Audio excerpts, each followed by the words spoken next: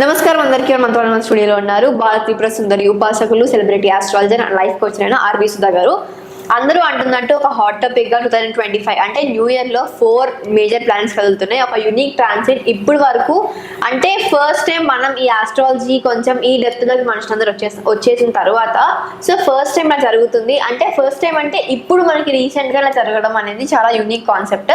So కాబట్టి చాలా కొత్త విషయం అండ్ మంచి విషయం కూడా. ఖచ్చితంగా అన్ని రాశుల గురించి తెలుసుకొని ఎలా ఉందో మేడం అడిగి తెలుసుకుందాం పదండి. సో అసలు మామూలుగా అయితే మనకి ఒకటేసారి 4 ప్లానెట్స్ మూవ్ అవడం అనేది చాలా చాలా యూనిక్ ట్రాన్సిట్. అలాగే మనకి ఈ న్యూ ఇయర్ తర్వాత 2025 ఫస్ట్ 6 monthsలోనే ఇదంతా జరుగుతుందంట. సో దీని గురించి అసలు ఏ గ్రహాలు కదులుతున్నాయి, ఏ గ్రహాల కదలిక వల్ల మనకి ఎంత పాజిటివిటీ ఉంది, ఎంత నెగిటివిటీ ఉందో ఒకసారి మేడం అడిగి తెలుసుకుందాం పదండి. మేడం, మరి ఇందాక అనుకున్నాం కదా మనము ఒక యూనిక్ ట్రాన్సిట్ అనేది జరుగుతుందని. సో ద్వాదశ రాశుల వారికి అసలు ఫస్ట్ ద్వాదశ రాశుల వారికి అంటే ముందు ఎలాంటి ట్రాన్సిట్ జరగబోతుంది, భయపడాలా సంతోషపడాలా కూడా అర్థం కావట్లేదు. ఎందుకంటే 4 ప్లానెట్స్ కదులుతున్నాయి, 1 2 కాదు కదా. అవును. సో అసలు ఈ 4 ప్లానెట్స్ కదులుతున్నాయి, ఏ ప్లానెట్స్ కదులుతున్నాయి, ఏ పొజిషన్స్ లోనే ఒకసారి ఎక్స్ప్లెయిన్ చేయండి. తప్పక. అలాగే ద్వాదశ రాశి ఫలితాలు కూడా మనం మాట్లాడుకుందాం. ఫస్ట్ ఏంటంటే ఏమేమి గ్రహాలు కదులుతున్నాయి అనేది చూద్దాము. ఇప్పుడు ప్రస్తుతం అయితే మనకి తెలుసు రాహు ఏమో మీనంలో ఉన్నారు, కేతు ఏమో మనకి కన్యలో ఉన్నారు. వీళ్ళిద్దరూ కూడాను రిట్రోగ్రేడ్ లోనే ఉంటారు. సో ఆల్వేస్ రిట్రోగ్రేడ్ అనమాట. సో వీళ్ళిద్దరూ ఏమవుతుందంటే వెనక్కి వెళ్ళాలి, అంటే కుంభానికి వస్తున్నారు. ఎప్పుడు వస్తున్నారు అంటే May 18th వస్తున్నారు. సో అలాగే May 18th కేతు ఏమో సింహానికి వెళ్తున్నారు అనమాట. అవును, అది రిట్రోగ్రేడ్ మోషన్ కంప్లీట్ గాను. సో కేతు ఏమో మనకి సింహానికి వెళ్తున్నారు అనమాట. అలాగే దానికన్నా ముందు ఏం జరుగుతుందంటే శని మహారాజు, శనీశ్వరుడు మనకి మీనంలోకి ప్రవేశిస్తున్నారు. ఎప్పుడు March 29th ప్రవేశిస్తున్నారు అనమాట. అలాగే మనం చూసామంటే జూపిటర్ ఇంకో మంచి పెద్ద గ్రహం. ఇవన్నీ పెద్ద గ్రహాలు నేను ఎందుకు చెప్తున్నాం అంటే ఒక రాశిలో 1 year కన్నా ఎక్కువ ఉంటాయి అన్నమాట.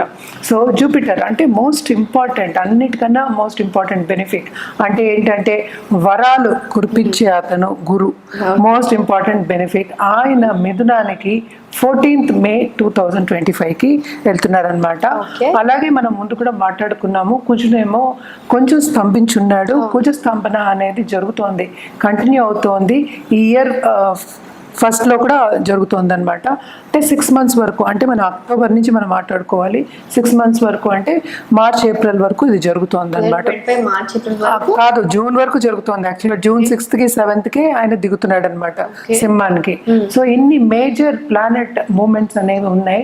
న్యాచురల్ గా ఏంటంటే రాశి ఫలితాలు మనం మాట్లాడుకున్నప్పుడు గోచారం ఎలాగో మాట్లాడుకుంటాము, కానీ ఈ ట్రాన్సిట్స్ ఏంటంటే మేజర్ గ్రహాలు, ఇన్ని గ్రహాలు మూవ్ అవుతున్నాయి కనుక చాలా ఎఫెక్ట్ అనేది ఉంటుందన్నమాట ద్వాదశ రాశుల వాళ్ళకి.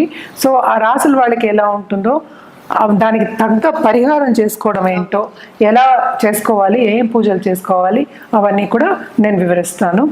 మేడం, ముందుగా మేషరాశి వారికి 2025 4 ప్లానెట్స్ కదులుతున్నాయి కాబట్టి మేషరాశి మనకి దృష్టి అంతా ఈ మేజర్ ప్లానెట్స్ మీదే ఉంది కదా.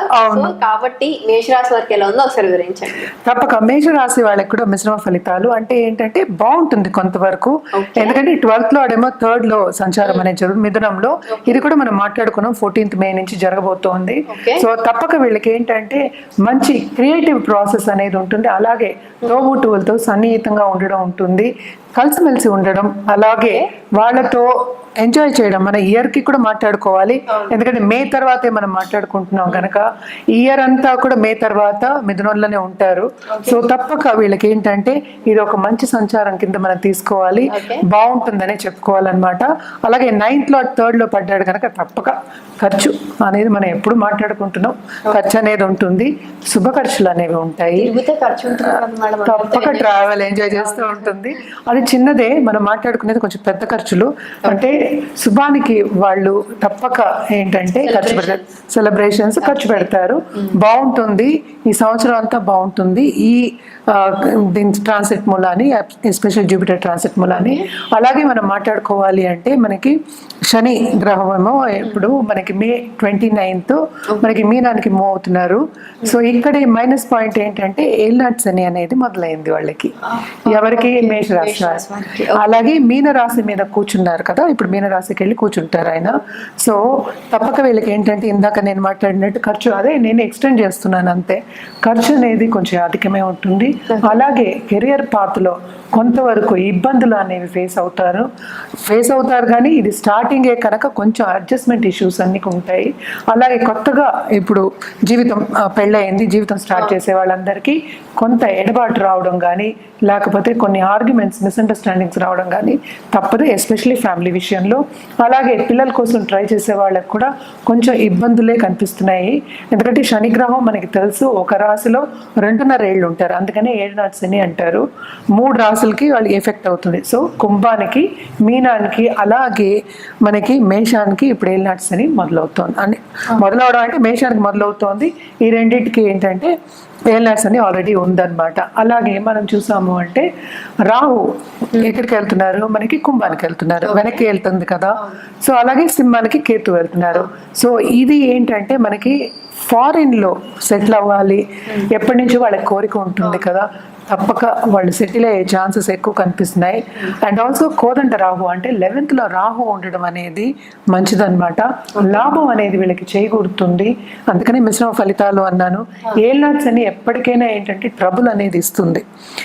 సో 11th లో రాహు, అలాగే శని ఇంట్లో రాహు ఉండడం, అది కూడా అంటే ఓన్ హౌస్ అని కూడా మనం చెప్తాం, రాహు ఓన్ హౌస్ అని కూడా మనం చెప్తూ ఉంటాం అనమాట ఏంటి కుంభాన్ని.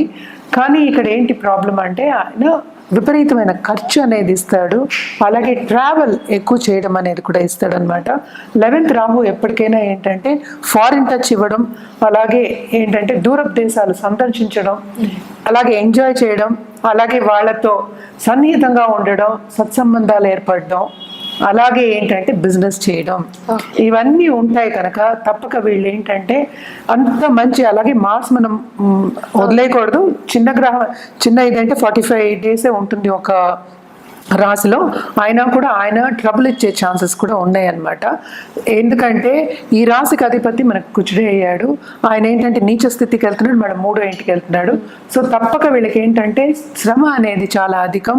వీళ్ళు అనుకున్నది సాధించాలంటే తప్పక రెమెడియల్ మెషర్స్ చేయవలసిందే.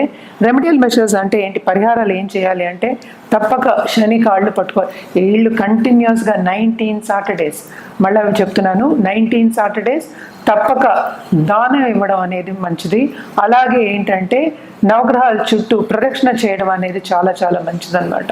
తప్పక దానం ఇవ్వండి, లాంగ్ టర్మ్లో మీకు బాగుంటుంది. ఎందుకంటే శనిగ్రహం ఒక ఇంట్లోకి వచ్చి కూర్చున్నాడంటే 2.5 ఏళ్ళు ఉంటారనమాట. చాలా ట్రబుల్ ఇచ్చే ఒక గ్రహం కింద మనం ఎప్పుడు చెప్తాం. అలాగే ఫిలాసఫికల్ నేచర్ ఉన్న గ్రహం కూడాను. సో తప్పక ఇవన్నీ ఏంటంటే పాటించినప్పుడు మీకు పాజిటివిటీ అనేది పెరుగుతుంది ఇన్ ద లాంగ్ టర్మ్. వెంటనే అయిపోవాలి అంటే మనకి రెమెడియల్ మెషర్స్ నేను చేశాను వెంటనే అయిపోవాలంటే అలా అవ్వదు, కొంచెం టైం తీసుకుంటుంది. శని కూడా స్లో మూవింగ్ ప్లానెట్, అందుకని ఇది చేయడం వెరీ ఇంపార్టెంట్. అలా చేయని పక్షాన్ని తప్పక హనుమంతుడికి సాటర్డే పూజ చేయడం అనేది మంచిదన్నమాట. ఆయనేమో ఏంటంటే కొంతవరకు పాజిటివ్ దారిలో నడిపిస్తారు, అలాగే దానికి ఏదైనా మీకు అడ్డంగాలు వస్తే దానికి తగిన బలం ఇస్తారు కనుక తప్పక ఆకు పూజలు చేసుకోవడం కానీ, లేకపోతే సింధూర పూజలు చేసుకోవడం కానీ, లేకపోతే ఏంటంటే మన గారెలతో కూడా వేస్తారు, మాలలు వేస్తారు. అలాగా నిత్యం పూజ చేసుకోండి, లేకపోతే హనుమాన్ చాలీసా చదువుకోండి. తప్పక ఇవన్నీ చేస్తే మీకు చాలా బాగుంటుంది. సో చూసారు కదా, ద్వాదశ రాశుల వారికి 2025 అంటే న్యూ ఇయర్ ఫస్ట్ 6 months, తర్వాత 6 months మేజర్ ప్లానెట్స్ కదులుతున్నాయి. సో ఒక యూనిక్ ట్రాన్సిట్. సో ఎలాంటి భయం లేకుండా కూడా కొన్ని రాశులకి మిశ్రమ ఫలితాలు ఉన్నాయి, కొన్ని రాశులకి మంచి ఫలితాలు ఉన్నాయి. సో మేడం చెప్పిన పరిహారాలన్నింటినీ ఉపయోగించుకుంటే మేడం చెప్పినట్టు మీ జీవితం మంచి దారిలో ఉంటుంది. మరో 12తో కలుద్దాం, అంతవరకు సెలవు.